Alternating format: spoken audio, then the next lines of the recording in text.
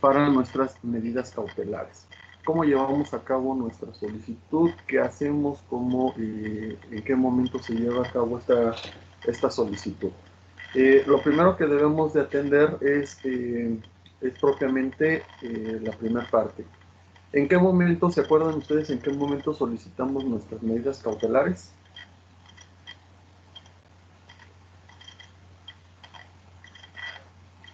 En la audiencia de control de detención. Sí, pero ¿en qué momento?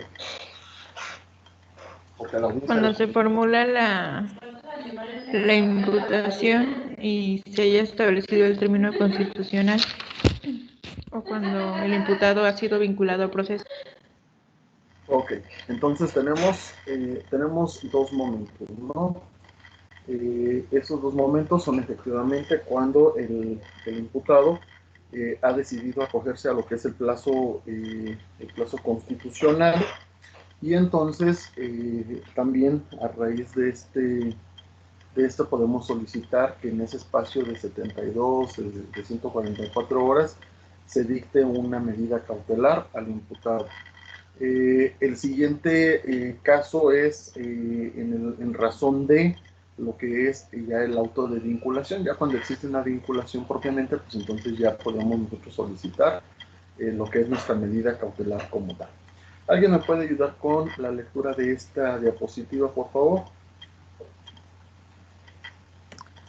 Yo, licenciado. Audiencia de solicitud de medidas cautelares. El artículo 307 del Código Nacional de Procedimientos Penales establece que será en la audiencia inicial donde se resolverá sobre la solicitud de medidas cautelares. A esta audiencia deberá concurrir el Ministerio Público, el imputado y su defensor, la víctima u ofendido o su asesor jurídico. Podrán asistir si así lo desean, pero su presencia no será requisito de validez de la audiencia. Ahora bien, en la práctica, esta audiencia de solicitud de medidas cautelares se desarrolla siguiendo la siguiente estructura metodológica. A. Se abrirá la audiencia con la solicitud de medidas cautelares. B. Se comenzará con los alegatos de inicio de la parte acusadora o Ministerio Público en los que se justifique por qué es necesaria la imposición de la medida cautelar. Ok, entonces, efectivamente el momento o la etapa oportuna para nosotros poder solicitar nuestras medidas cautelares tiene que ver con la audiencia inicial, ¿sí? Desde ahí vamos a nosotros tener la posibilidad, y digo la posibilidad porque en este caso estamos hablando de que puede existir o no puede existir, ¿no? A menos que, como ya lo hemos mencionado en muchas ocasiones, se trate de un asunto que tiene que ver con el delito de homicidio. En el caso de lo que es la audiencia inicial, pues vamos a analizar o vamos a conocer nosotros diferentes aspectos que tienen que atender dentro de esa audiencia, como puede ser el control el control de la detención, como va a ser también esta parte de lo que es propiamente la imputación, la formulación de imputación, lo que es la vinculación, lo que es la medida cautelar y lo que es propiamente el término de investigación complementaria. Nosotros podemos atender bajo esta condición, podemos atender entonces que es en la audiencia inicial en la cual, en la etapa en la cual nosotros vamos a poder solicitarlas. Sin embargo, tenemos que esperar estos dos momentos que ya mencionábamos hace un momento, ¿no? Hace un segundo. En el caso del primero, decimos control de detención, analizamos el control de detención y efectivamente se señala, se da la oportunidad de la legalidad. Se genera lo que es el momento de la formulación de imputación, se solicita la vinculación y entonces cuando se va a dar la resolución de la vinculación es cuando el imputado se puede acoger a lo que son el plazo de 72 horas o el plazo de 144 en su defecto. En este caso, ese es uno de los primeros momentos en que podemos solicitar la medida cautelar, como ya lo habíamos mencionado. El segundo momento es cuando se resuelve la vinculación. Es decir, cuando nosotros dictamos un auto de vinculación es porque se ha resuelto la solicitud hecha por el Ministerio Público y se ha vinculado al sujeto, por supuesto, a un proceso penal. En el caso de que la vinculación no se dé, es decir, en el caso de que el juez determine que no hay una vinculación a proceso, entonces queda eliminado o queda fuera la posibilidad de solicitar alguna medida cautelar, ¿sí?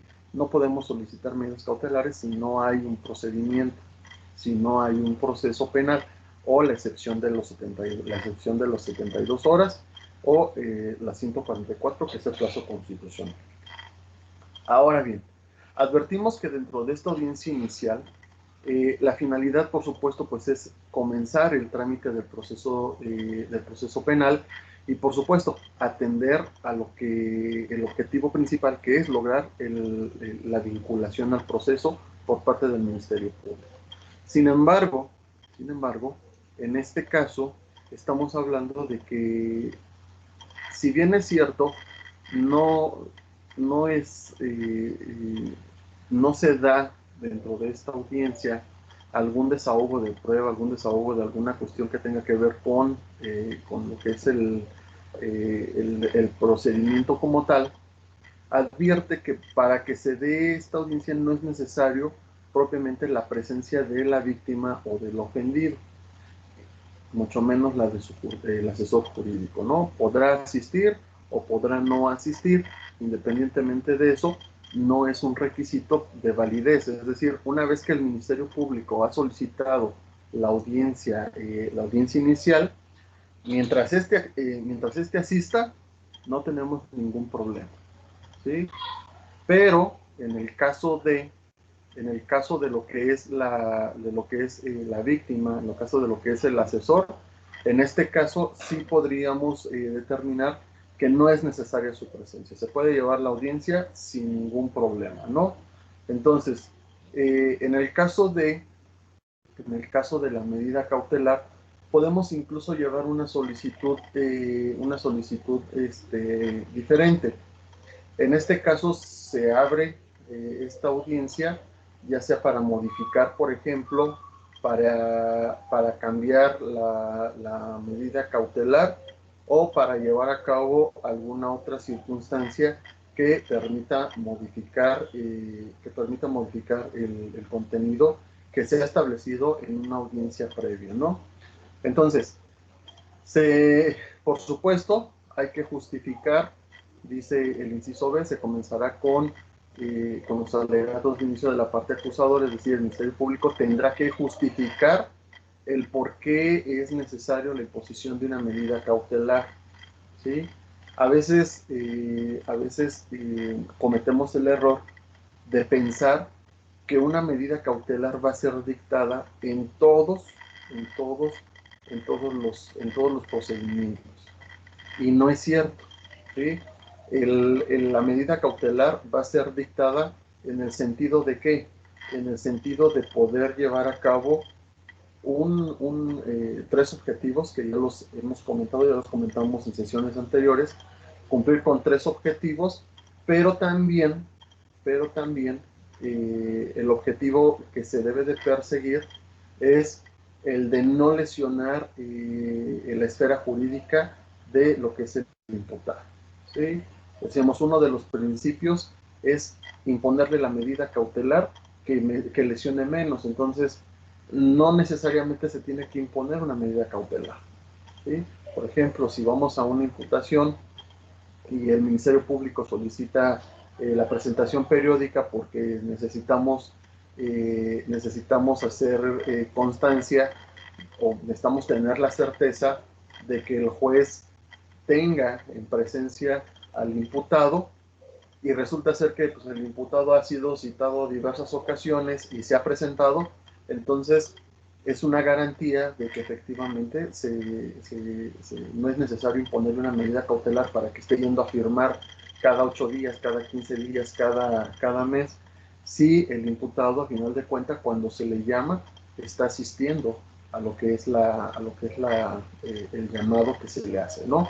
Entonces, ese es uno de los primeros errores o de los errores que comúnmente llegamos a cometer al momento del desahogo de esta audiencia inicial. El pensar o ir ya predispuestos a que se le va a imponer una medida o se le debe de imponer una medida cautelar. ¿A quién? Al imputado. ¿Cuándo podemos nosotros, por supuesto, llevar a cabo la solicitud de que no se le imponga una medida cautelar? Por supuesto, el Ministerio Público pues tiene que hacer su chamba, ¿no?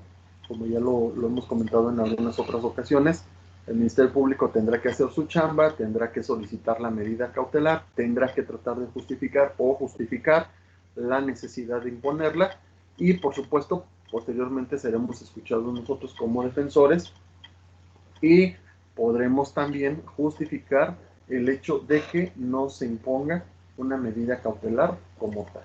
¿Sí? ¿Alguien me ayuda, por favor? Perdón, me ayuda con esta siguiente diapositiva. Yo, licenciada. Yo, no. Todo. Por que primero levante la mano ese que sea, porque si no. Es que me dicen todos Primero yo, pero, Brenda, luego Marta y luego yo. pero no sé quién es. Sale, Brenda. Dale, pues. Inciso C. La Fiscalía ofrecerá los datos de prueba y elementos de convicción que juzgue convenientes para justificar la imposición de dicha medida. Inciso D. La defensa ejerce el derecho a la contradicción sobre sus argumentos de por qué se considera inconveniente o infundada la imposición de la medida cautelar solicitada. Inciso E. En ejercicio del principio de contradicción, la defensa operará las pruebas ofrecidas por la Fiscalía y en su ofrecerá las pruebas que se consideran necesarias para que no se imponga la medida cautelar solicitada por su contrario. Inciso F. Se desahogarán las pruebas en audiencia pública y oral. Inciso G. Se realizarán por ambas partes los alegatos de cierre. Inciso H. El juez de control emitirá resolución que corresponda imponiendo la medida cautelar o negándola. Y finalmente, en el auto de apertura de juicio oral se establecerán las medidas cautelares que hayan sido impuestas. Ok. Ahí está. Entonces, tenemos otra parte de la estructura de lo que es la solicitud de medidas cautelares. Y dice el inciso C, se deben ofrecer los datos de prueba. Es decir, decíamos hace un momento, necesita el Ministerio Público poder llevar a cabo una solicitud, pero una solicitud que sea fehaciente. Una solicitud que no solamente implique el ir y decir, ¿no?, que necesitamos o advertir que necesitamos se imponga una medida cautelar. No. En este caso estamos hablando de que debe de reunir los datos suficientes, no solamente para acreditar incluso la existencia del hecho y la probable responsabilidad, sino debe de acreditar también con datos suficientes, con datos de prueba suficientes, ¿para qué? Para justificar la imposición de una medida cautelar, ¿sí? Por ejemplo, no sé si alguien de ustedes haya llegado a ver o llegó a ver la audiencia, una parte de la audiencia inicial que se llevó en contra, por ejemplo, de Rosario Robles, ¿no? Se lleva una audiencia inicial y se le solicita que se le imponga la medida cautelar basada en una circunstancia muy particular. En este caso, lo que estamos haciendo, bueno, el delito es desvío de recursos. Entonces, en este caso, lo que tenemos es un delito que advierte sobre el patrimonio, un delito patrimonial, ¿no? Y entonces, a través de esto, podemos nosotros determinar que el delito patrimonial o no requiere propiamente o no establece la Constitución propiamente la medida cautelar consistente en la prisión preventiva. Sin embargo, se queda, o bueno, se le impone a Rosario Robles la medida cautelar consistente en la prisión preventiva por una sencilla razón, o por, bueno, no por una, sino por varias razones, de las cuales, por supuesto, se buscó acreditar como parte del Ministerio Público, se logró acreditar que son razones suficientes para poder llevar a cabo la imposición de esta medida. Y entonces, en una primera instancia se dice, bueno, se solicita la prisión preventiva para, para Rosario Robles en el sentido de que, por ejemplo, no se establecía o no se podía establecer cuál era el domicilio verdadero en el cual radicaba, o más bien residía ella. Se acreditó o se buscaba acreditar que a través de diferentes identificaciones presentaban, por supuesto, diferentes domicilios. Entonces eso implicaba que pues, podría haber una complicación. Ya posteriormente se buscó acreditar a través, por ejemplo, de lo que es la imposición de la medida, a través de, por ejemplo, de lo que es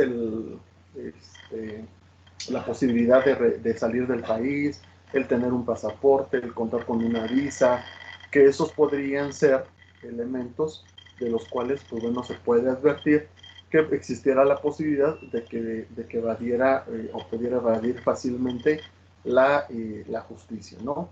Entonces, el Ministerio Público acredita, da sus argumentos, los exhibe ante el juez, y por supuesto, el juez lo que hace pues es tomar en consideración estos elementos. Si bien no se trata de un delito que amerite prisión preventiva de manera oficiosa, sí se acredita la necesidad, o se acreditó en su momento la necesidad para poder llevar a cabo la imposición de la medida.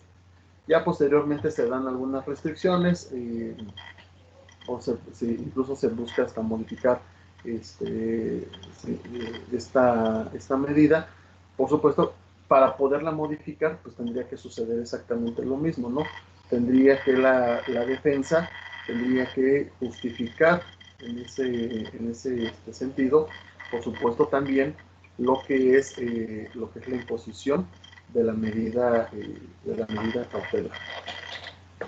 Hablamos respecto de lo que es la contradicción. El principio de contradicción siempre va a existir, ya lo hemos comentado en variadas ocasiones. En todo el procedimiento deben de existir los principios del procedimiento. Uno de esos principios es precisamente la contradicción. Entonces, si el Ministerio Público tiene la oportunidad de formular alguna petición basada en lo que es, la medida cautelar, la solicitud de medida cautelar, y tratar de justificar esa medida cautelar, bueno, pues el defensor, el imputado incluso también tiene la posibilidad de contradecir, es decir, de solicitar que no se le imponga la medida cautelar bajo ciertos criterios, ¿no? Entonces, en ese aspecto debemos de analizar el contenido propio de lo que es la solicitud, y de lo que es estrictamente la solicitud o la contradicción que hace el imputado, el defensor, para que no se le pueda imponer o no se imponga la medida. Es decir, tratando de argumentar que no se justifica de forma adecuada lo que es la solicitud hecha por el Ministerio Público, ¿sí? Y por supuesto, también hablamos el desahogo de las pruebas, en este caso con apego a lo que es estrictamente la solicitud hecha, ¿no? En este caso, pues exhiben, por ejemplo, mencionaba Rosario Robles, se menciona esta parte de lo que es los domicilios, los diferentes domicilios, en razón de qué, pues de las credenciales que se llegan a exhibir, ¿no? Entonces, basado en esto, vamos a imponer o no vamos a imponer la medida cautelar, ¿sí? En este caso se imponen las medidas cautelares a partir de lo que es el auto de vinculación o a partir de lo que es el plazo constitucional. Si en el plazo constitucional el imputado logra, logra justificar que no hay una relación entre los hechos y su probable participación, entonces en ese momento desaparece la medida cautelar. Si no, entonces esa medida cautelar, pues, por supuesto, va a continuar vigente y, por supuesto, pues tendrá que desaparecer al momento del dictado de la sentencia. Sin embargo, cuando se advierte la apertura de la audiencia de juicio, es decir, en el auto de la apertura a juicio, se tiene que establecer cuáles fueron las medidas cautelares que se impusieron, ¿sí? Si se fueron modificando, si solamente es una, o se fueron modificando en razón del procedimiento, pero se le tienen que hacer saber propiamente a quién, al juez o a los jueces, al tribunal de enjuiciamiento, ¿para efecto de qué? Para efecto de que éste conozca cuáles son las medidas cautelares que se fueron imponiendo, ¿no? ¿Cuáles son las reglas respecto de? Vamos a revisar nuestro código nacional de procedimientos penales para respecto de lo que son las medidas, en cuestión de las medidas cautelares. Entonces, ahora sí, les voy a pedir que me vayan ayudando nuevamente. Decíamos, creo que levantó la mano después de Brenda Abigail o Julieta, no sé, alguien que nos pueda ayudar con Yo. lo que es Ey, tú 417. cállate, Julieta. Ay, Abigail, pues participa tú ya, cállate. 417. Sí, voy. Oh, a ver, espera, porque todavía no lo abro. Julieta, ¿ya lo tienes a la mano?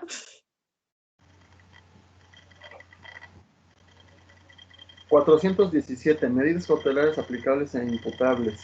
Se podrán imponer medidas cautelares a personas inimputables de conformidad con las reglas del proceso ordinario, con los ajustes a procedimiento que disponga el juez de control para el caso que resulte procedente. Sobre el hecho de ser imputable, no será razón suficiente para imponer medidas cautelares, ¿sí?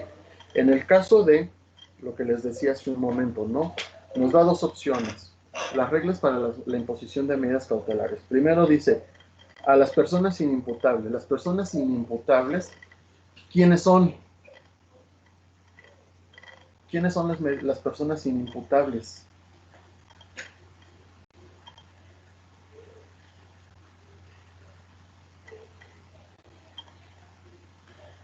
No lo tengo a la mano, pero recuerdo que usted había mencionado que había unas excepciones como aquellos que tenían facultades mentales como diferente en el momento del acto ilícito, aquellos a los que no se les podía como comprobar el hecho delictivo y a los adolescentes y menores de edad, estos serán juzgados de otra forma, son los que recuerdo. Yo le dije esas mentiras. Qué bárbaro soy. Sí, licenciado, usted lo dijo cuando hicimos la audiencia, bueno, hace mucho tiempo. Entonces no sé si son sus mentiras, yo recuerdo que nos dijo eso. Okay. Las personas inimputables, ¿quiénes son?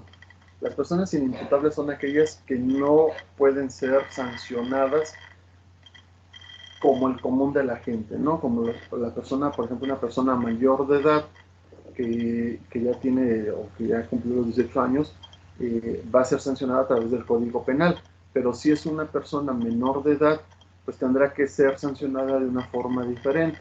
Existe la posibilidad, pero por ejemplo, los menores de edad que tienen, o los menores de 12 años, estamos hablando de que son personas inimputables, de ninguna forma se les puede sancionar. Sin embargo, dice el código, a estas personas inimputables, se les puede imponer una medida cautelar, ¿sí? Entonces, independientemente de, por ejemplo, una persona mayor de edad que padece de algún trastorno, que tiene algún trastorno y que no puede ser sancionado, no puede ser llevado a cabo un juicio en contra de él porque es inimputable, porque no tiene capacidad para entender el hecho, para comprender el resultado del hecho. Entonces, no es que no exista la posibilidad de sancionar, sino puede imponérsele básicamente una medida cautelar, ¿no? Entonces, esa es la excepción A.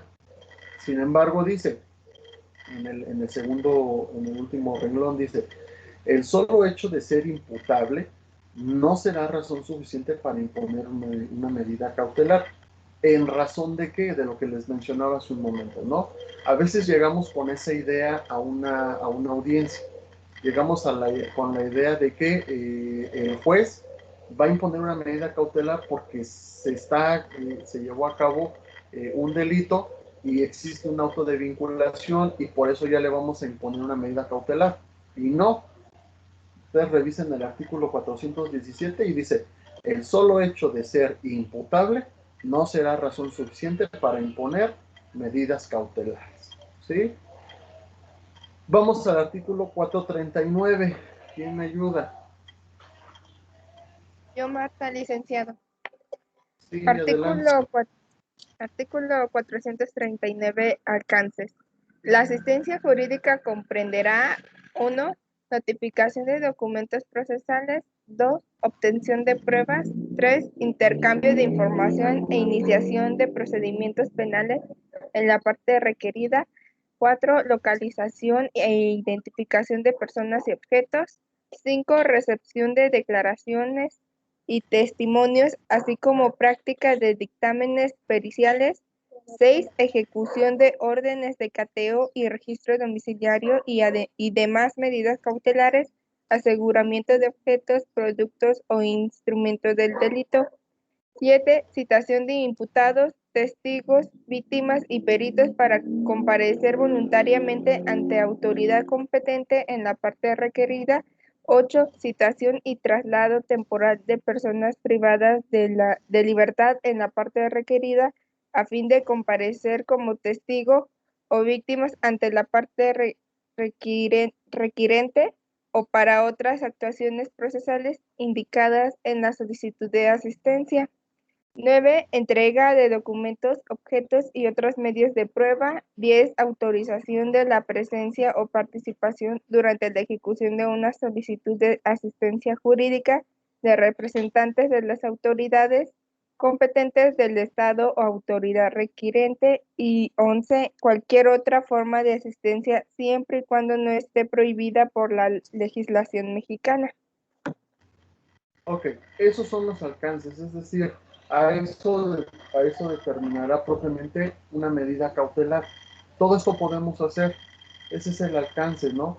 Es decir, podemos citar, podemos obtener información, podemos localizar personas, podemos obligar a entregar documentos, etcétera, que son propiamente los alcances que va a tener o va a perseguir una medida cautelar.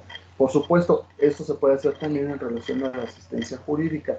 Es decir, a lo mejor hay quien solicita la información, pues no se podrá hacer basado precisamente en esta imposición de medidas. Artículo 67, párrafo segundo. Dice el artículo 67. ¿Alguien lo tiene a la mano? O se los comparto.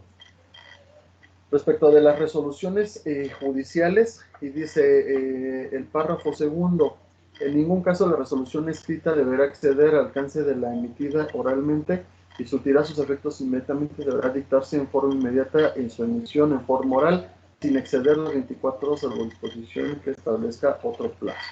Es decir, en este caso estamos hablando de que las medidas cautelares deben de ser impuestas en el momento, ¿sí? Es decir, debemos de resolver. Si vamos a pedirle al juez la imposición de una medida cautelar, el juez tiene la obligación de resolver dentro de esa audiencia, tendrá que resolver si se concede o no se concede tal solicitud. ¿Sí? Entonces, en este caso, surtirá, por supuesto, efectos de manera inmediata.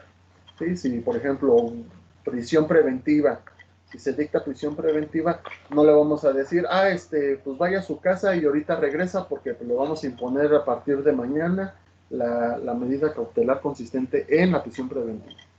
Entonces aquí lo vemos mañana. No.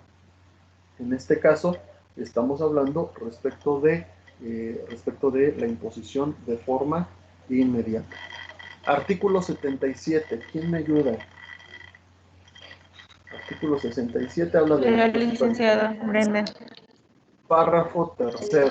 Artículo 77. Plazo para el cumplimiento de exhortos y requisitos. Párrafo tercero.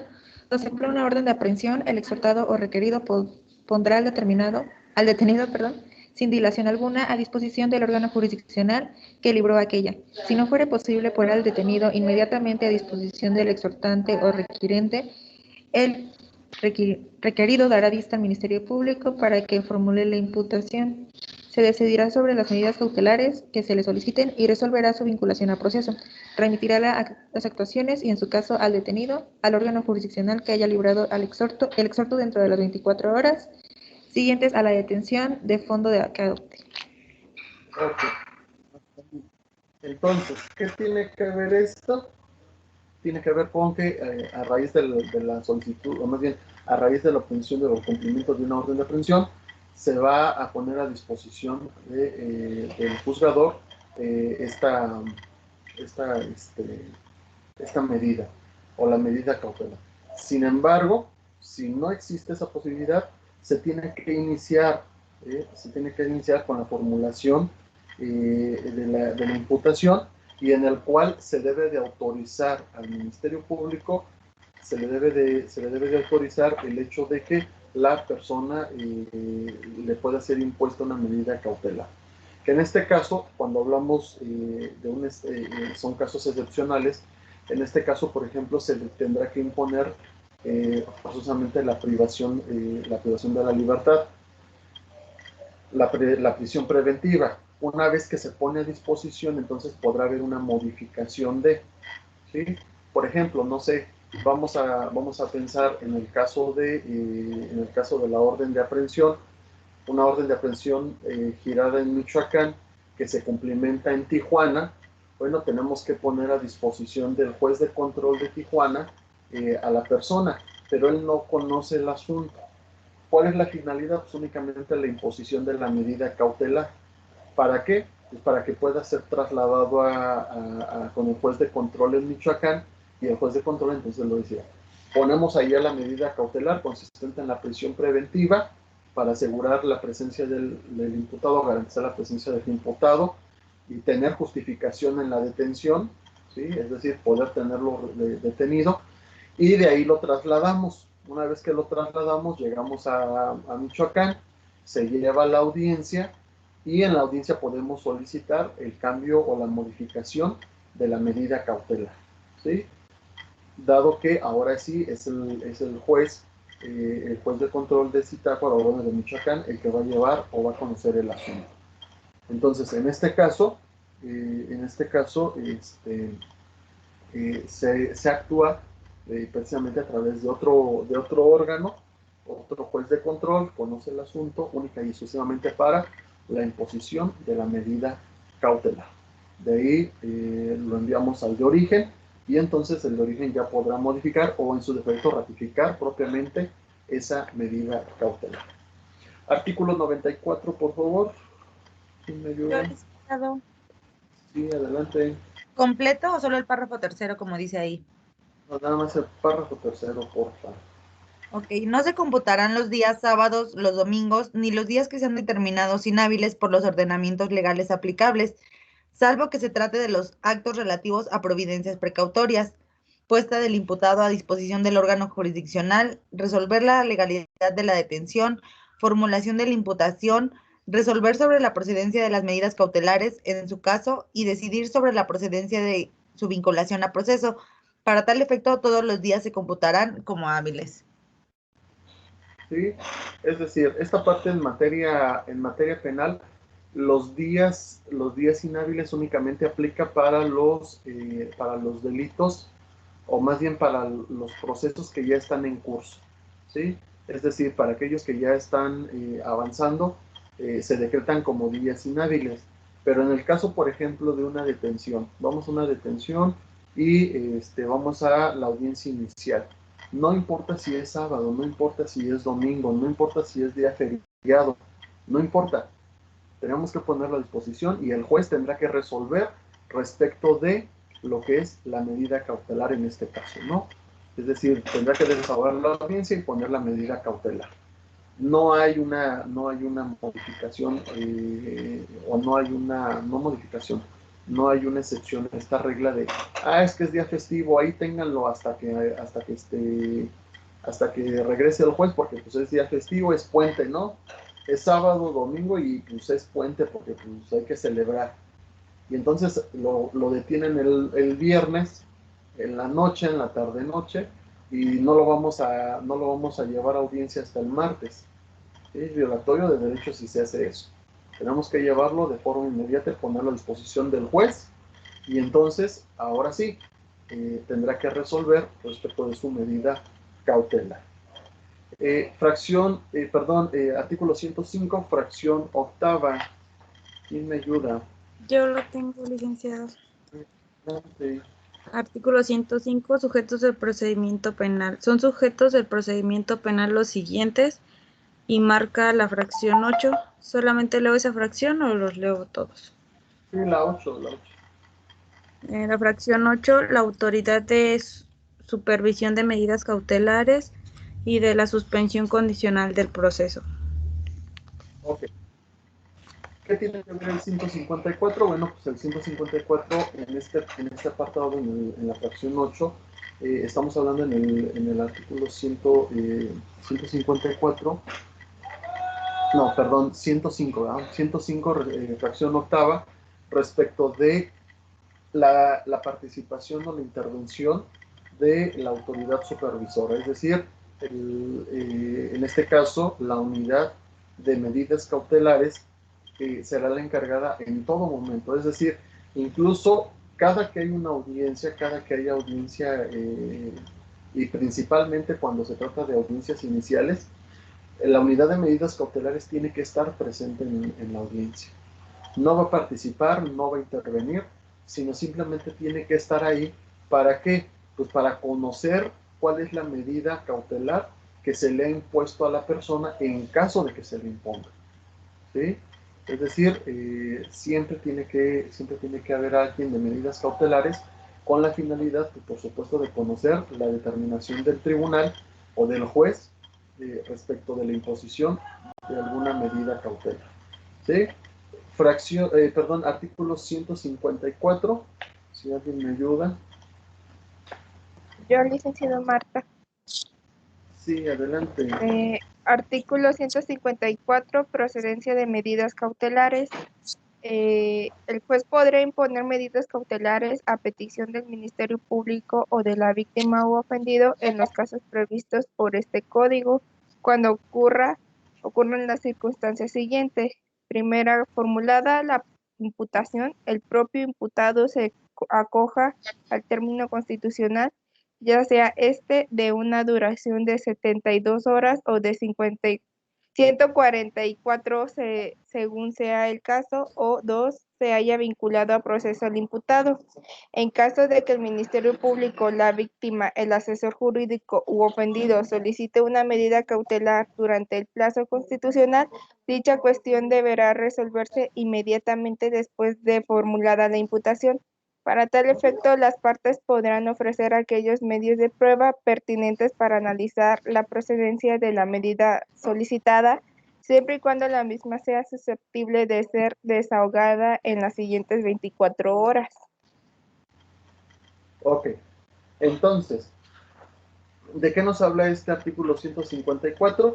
De la solicitud. Decíamos, el juez no puede imponer medidas cautelares que no le han sido solicitadas, ¿sí? El Ministerio Público tendrá la obligación de solicitar la medida cautelar, si así es que lo desea, y la única excepción es la medida cautelar consistente en la prisión preventiva. Esta sí puede ser impuesta por el juez. De ahí en fuera, ninguna de las 13 primeras medidas cautelares puede ser impuesta de manera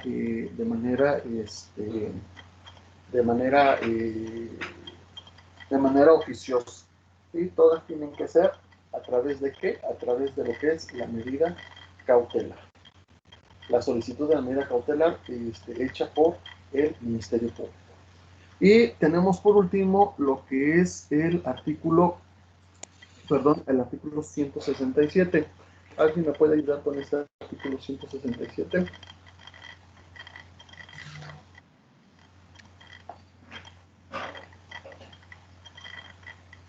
Bueno, el artículo 167 habla propiamente de lo que son las causas de procedencia. ¿En qué momentos puede solicitar? ¿Cómo es que se puede solicitar? En este sentido, lo que son las medidas procesales, ¿no? Entonces, pueden ustedes leer el artículo 167 y van a encontrar diferentes aspectos, ¿no? Incluso, por ejemplo, en este mismo artículo 167, si ustedes revisan, hay una parte en la que dice, se consideran delitos que ameritan prisión oficiosa los previstos en el Código Penal Federal de manera siguiente. Y nos va dando 11 fracciones, nos da 11 fracciones, de las cuales se lleva a cabo propiamente que la imposición de la medida cautelar consistente en la prisión preventiva de manera oficiosa.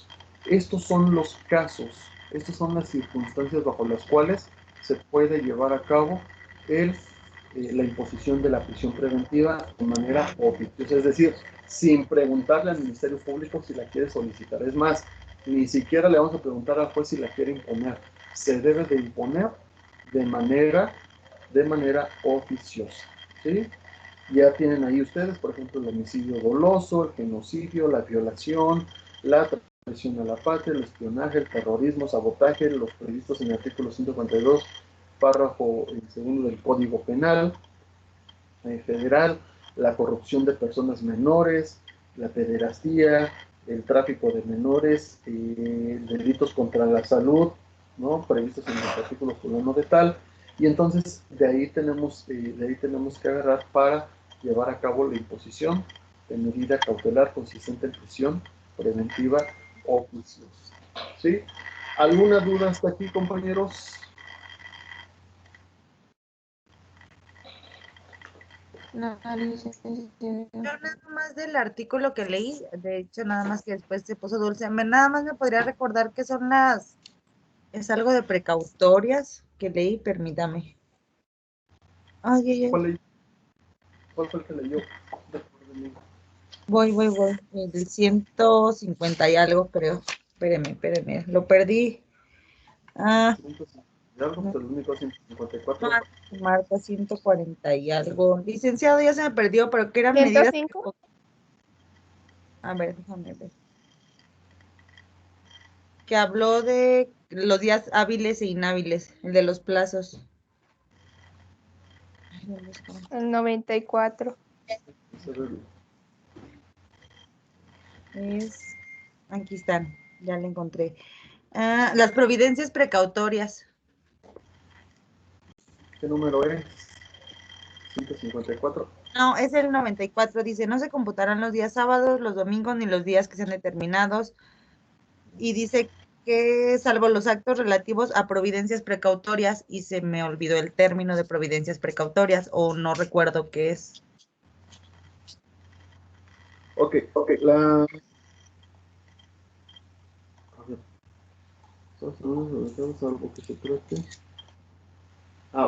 Las providencias precautorias, recordemos, son las que dicta el Ministerio Público. Es decir, una providencia precautoria es en razón a, por ejemplo, vamos a, no sé, un asunto o ¿cómo se llama? Una carpeta de investigación que se está investigando respecto de violencia familiar.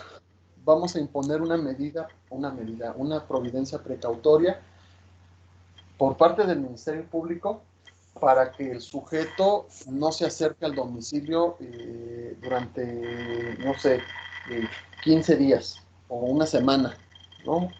Sin embargo, recordemos, las providencias precautorias o incluso las medidas de seguridad que sean impuestas por el Ministerio Público tendrán que ser ratificadas por el juez de control. ¿Sí? Es decir, en este caso vamos a imponer una providencia precautoria en razón de la investigación, pero todavía no tenemos un procedimiento. Es decir, no le podemos imponer como medida como medida cautelar, porque no hay un procedimiento, no hay una vinculación. Pero si hay una investigación y hay indicios de la violencia, entonces vamos a imponer una providencia precautoria en razón de que para poder complementar la investigación vamos a prohibir que el sujeto se acerque a la víctima o a las víctimas, pero tiene que ser ratificada ¿por quién? Tiene que ser ratificada por el juez de control. Entonces, tiene que resolver, por supuesto, el tribunal a través de, independientemente de que sea día hábil o día inhábil, ¿no? Independientemente de que sea sábado o sea domingo, se tiene que llevar a cabo el ejercicio de la providencia precautoria en razón de la ratificación que tiene que hacer el juez de control sobre la impuesta por el Ministerio Público. ¿Sí? Sí, licenciado, gracias. Ok. ¿Alguna otra duda? Entonces, prácticamente van a ser como una herramienta que dicta el Ministerio Público y que va a establecerse como complemento a la investigación y que debe ser ratificada por el juez de control. Sí, porque de hecho estas sí tienen vigencia. De hecho, el plazo máximo de imposición puede ser de 30 días. Puede alcanzar una duplicidad de 60, pero normalmente son impuestos por 30 días máximo. Sin embargo, tiene que ser ratificada por el juez de control para que pueda tener esa duración. Si no, no se puede llevar a cabo o no podemos hablar de la imposición de una medida. Sin embargo, en este caso el artículo menciona respecto de los plazos. ¿Cuándo tiene que resolver?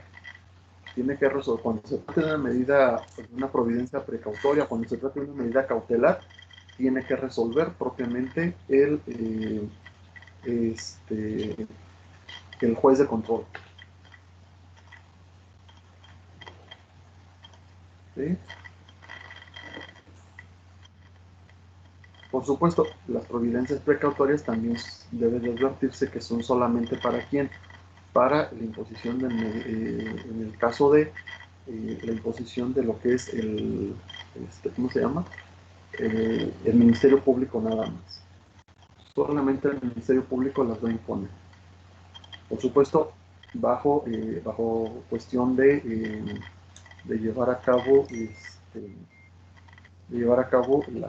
la audiencia, ¿no? Porque si no va a desaparecer. Es como los actos preparatorios a juicio, ¿no?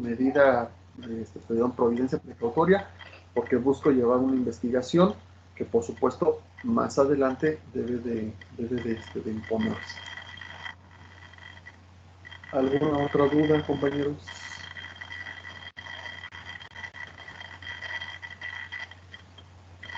No, licenciado. Muy bien. Entonces, les subo un ejercicio. Lo único que van a hacer es una solicitud de medida cautelar. Les explico en la plataforma qué es lo que van a hacer para la próxima sesión poderlo tener y, por supuesto, desahogarlo en la próxima sesión, que sería lunes. ¿Sale? Que tengan ustedes una excelente tarde, compañeros. Les agradezco su tiempo y, por supuesto, pues les deseo que tengan una excelente tarde. Estén muy bien, síganse cuidando y nos vemos la próxima semana. Gracias, licenciado. Igualmente, licenciado. Licenciado. Nos vemos y Hasta luego.